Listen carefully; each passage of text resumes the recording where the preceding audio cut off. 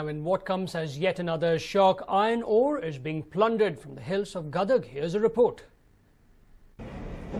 The Bellikiri scam is still fresh in public memory.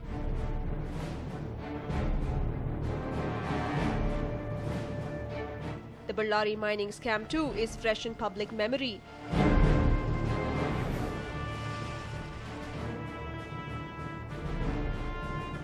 And now there is one more scam in Namma Karnataka.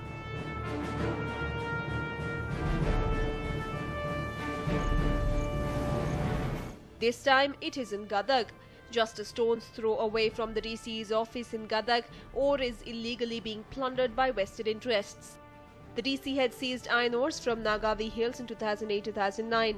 These ores had been kept in their custody, but now these ores are being plundered day in and day out. Not just that, the hills, which happen to be a repository of iron ores, have been amassed. The iron ore available here is of 50-55 grade quality. The moment darkness takes over, you can see JCBs in full action digging the Nagavi hills. DC Prasanna Kumar and officials of Mines and Geology Department, Virupaksha Gowda, had paid a visit to the spot. The DC has also confirmed it, but the department concerned has not taken any action to arrest this ill. Sources suggest that the department concerned and the police are involved in this loot. The confiscated iron ore is in the custody of the Mines and Geology Department. Even in different tribal areas like the Nagavi and Papanashi, huge amounts of illegal iron ore have been looted. In fact, when News9 got to know of this, we paid a visit to the spot and our cameras only confirmed the sordid tale of mass plundering.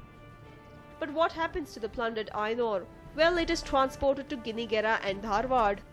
Gadag ಜಿಲ್ಲೆಯಲ್ಲಿ ಗಣಿಗಾರಿಕೆ ಅಕ್ರಮವಾಗಿ ಅವ್ಯಾಹತವಾಗಿ ನಡೆಯೋದನ್ನು ನೋಡಿದರೆ ಗದಗ ಜಿಲ್ಲೆಯ ಜನ ಎಚ್ಚೆತ್ತುಕೊಂಡು ಹೋರಾಡೋದು ಇನ್ನೇನು ಬಹಳ ದಿವಸ ಇಲ್ಲ ಅನಿಸುತ್ತೆ. It is high time necessary action is taken to stem the rot. Nation's resources cannot be allowed to be plundered at someone's whims and fancies. Sanjeev Pandre, News9, Gadag. Well, Ambrish had said that he had gifted the property and had not in fact made any money from the site given to him from Muda while he was a Lok Sabha member. Now, Ambrish had raked up controversy on the matter when he asked for Muda commissioner to be transferred.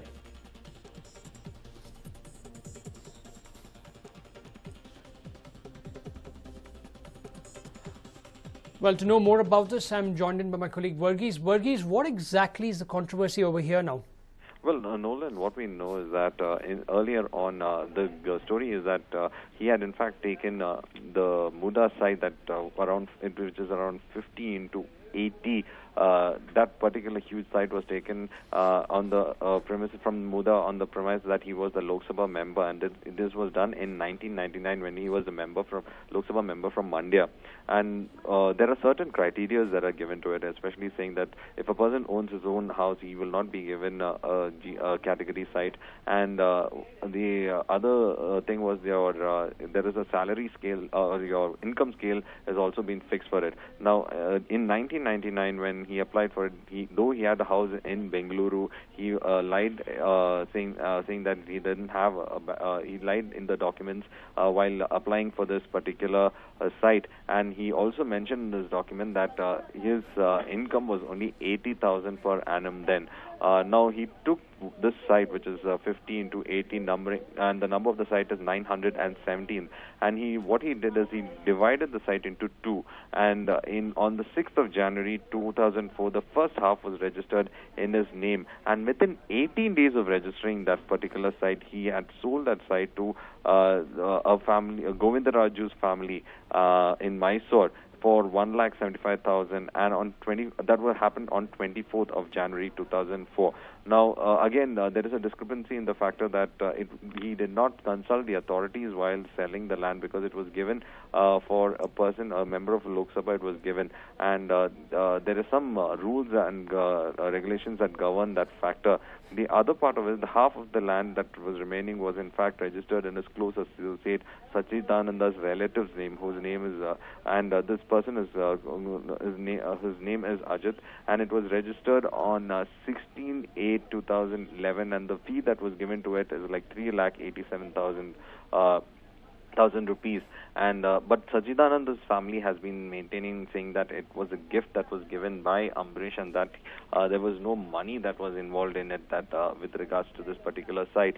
And on 6th, Ambrish is said to have gifted this to his close associate, and they have been maintaining that thing. Now, what the problem is that while when this particular question regarding the Muda was asked, he had in fact asked for the commissioner of Muda to be in fact transferred as fast as possible. And when he was in fact pressed on the matter, he had said that he had in fact gifted it and he had not made money out of it. But unfortunately, the documents show that this site in existence has been divided into two in the first place, and then the first half has been sold, as well as the second half has been registered with an amount placed to it. So it looks like there is some scandal that is going on, Nolan. Right, Varghese, thank you very much for all that information. In fact, Amrish had bought the site way back in 1999 from Muda when he was a Lok Sabha member. Now, there are certain criteria before you can, or even a Lok Sabha member or an MP can get a site. He should not have his own house, and his income should also be within a particular amount. We're told that later on, this one particular site was divided into two by Amrish. The first part was sold in 2004 after being registered, and the second part was sold in 2011.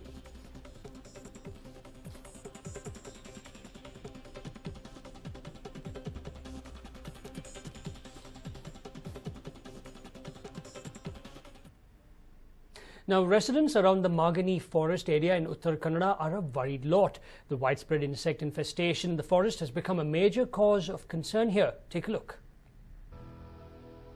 Look at this beautiful sight. But this scenic locale is now infested with insects. An odd problem has cropped up in northern Karnataka's Magani forest area located near Siddhapura Taluk. In the past 1 week, millions and millions of small insects have infested this forest. These leaf-eating insects have been steadily devouring various trees in the forest area. It is for the first time ever that residents have come across a situation such as this, where an entire forest land is being attacked by vicious insects. The local farmers are now a worried lot, as they fear the infestation could spread to their farms as well. However, forest officials who have camped in the region to look into the matter have assured farmers that they have nothing to worry, as the insects do not cause large-scale destruction. ಆ ಒಂದು ಪ್ರದೇಶದಲ್ಲಿ ಮಾತ್ರ ಸೀಮಿತವಾಗಿದೆ, ಮತ್ತು ಅದು ಬೇರೆ ಯಾವುದೇ ರೈತರ ಜಮೀನಿಗೆ ಅಥವಾ ಬೇರೆ ಅಡಿಕೆ ತೋಟ ಆಗಲಿ ಬೇರೆ ಇದಕ್ಕೆ ಹಾನಿ ಮಾಡಿರೋಂಥ ಸಂದರ್ಭನೂ ಇಲ್ಲ. ಅದು ಮುಂದೆನೂ ಸಹ ಅದು ಹಾನಿ ಮಾಡೋದಿಲ್ಲ ಅಂತೇಳಿ ನಮ್ಮ ವಿಜ್ಞಾನಿಗಳು ಅಥವಾ ಫಾರೆಸ್ಟ್ರಿ ಕಾಲೇಜ್ ಎಕ್ಸ್ಪರ್ಟ್ಗಳು ಅದನ್ನು ಹೇಳಿದ್ದಾರೆ. ಮತ್ತು ಈಗ ಆ ಬಗ್ ಏನಿದೆ ಅದನ್ನು ನಾವು ಸ್ಪೆಸಿಮನ್ನ ಐಡೆಂಟಿಫಿಕೇಷನ್ಗೆ ಕಳಿಸ್ಕೊಟ್ಟಿದ್ವಿ. After reports of the large-scale infestations, forest researchers from Sirsi have also camped in the location. Samples of the insects had been sent to the Dharwad University for further research. During research, it was found that the insects in question are most often found in forests in the northeastern part of the country. Reports also suggest that the insects had previously infested forests in Chikmagalur and Mudigere on a couple of occasions. It is said that the insects are attracted to forests when the bamboo trees start flowering. ಈಗ ಅವರು ಆ ಕೀಟದ ಒಂದು ವೈಜ್ಞಾನಿಕ ಹೆಸರನ್ನು ನಮಗೆ ಕಳಿಸ್ಕೊಟ್ಟಿದ್ದಾರೆ. ಅದರ ಹೆಸರು ಬಂದು ಉಗಾಂಡ ಮಂಟಾನ ಅಂತ ಹೇಳಿ. ಇದು ಬಿದಿರಿನಲ್ಲಿ ಮಾತ್ರ ಇದು ಉತ್ಪತ್ತಿ ಆಗ್ತಕ್ಕಂಥದ್ದು. ಹೀಗಾಗಿ ಇದು ಬಿದಿರಿನಲ್ಲಿ ಉತ್ಪತ್ತಿಯಾಗಿ ಆ ಒಂದು ಅರಣ್ಯ ಪ್ರದೇಶದಲ್ಲಿ ಲಗ್ಗೆ ಇಟ್ಟಿದೆ. ಆದರೆ ಈ ಅರಣ್ಯ ಪ್ರದೇಶದಲ್ಲಿ ಬೇರೆ ಬೆಳೆಗಳಿಗೆ ಹಾನಿ ಮಾಡ್ತಾ ಇಲ್ಲ ಅದು. ಸೊ ಆ ಸಂಖ್ಯೆಯಲ್ಲಿ ಆ ರೀತಿ ಕೂತಿದೆ ಅದು.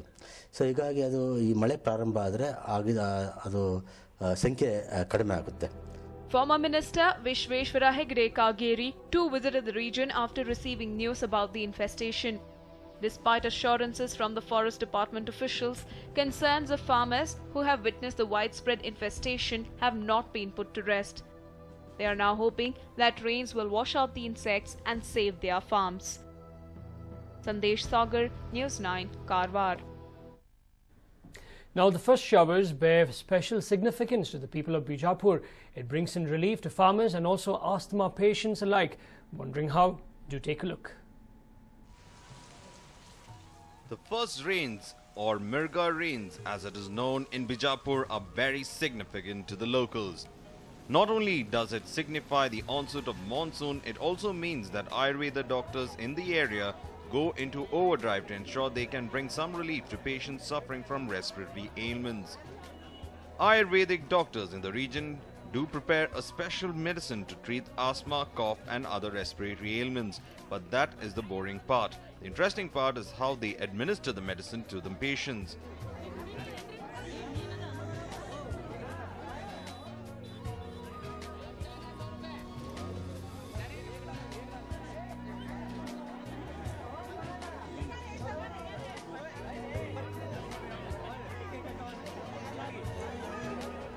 The Bhavikatti family has been preparing and administering this medicine to patients for over 45 years. The entire family contributes to the manufacturing process. ಇದು ಸುಮಾರು 40 ವರ್ಷದಿಂದ ನಮ್ಮ ಅಜ್ಜನರಾದ ಡಾಕ್ಟರ್ ದಿವಂಗತ MS ಬಾವಿಕಟ್ಟಿಯವರು ಇದನ್ನು ಪ್ರಾರಂಭ ಮಾಡಿದರು. ನಾವು ಅದನ್ನೇ ಕಂಟಿನ್ಯೂ ಮಾಡ್ಕೊಂಡು ಬರ್ತಾ ಇದ್ದೀವಿ. ದೂರದ ಮಹಾರಾಷ್ಟ್ರದ ನಾಶಿಕ್, ಗೋವಾ, ಮೈಸೂರು, ಬೆಂಗಳೂರು ತುಂಬ ದೂರದಿಂದ ಜನ ಬಂದಿದ್ದಾರೆ. ಇದಕ್ಕೆ ರೆಸ್ಪಾನ್ಸು ಸರಿಯಾಗಿದೆ. ಸಾಕಷ್ಟು ಜನ ಇದರಿಂದ ಗುಣಮುಖರಾಗಿದ್ದಾರೆ. ಇದೊಂದು ಪ್ಯೂರ್ ಆಯುರ್ವೇದಿಕ ಔಷಧಿಯಾಗಿದೆ. Patients are only required to bring in their own fish. The medicine is pushed into the mouth of the patients and the fish does the rest. But this medicine must without fail be taken on an empty stomach. Probably so that the fish has place to do its job once inside. Each of these tiny little fish cost anywhere between rupees 25 to 60. People claim that fishermen make use of the opportunity and overcharge their customers. But patients who are availing the treatment are definitely not complaining. Ashok Yardalli, News 9, Bijapur.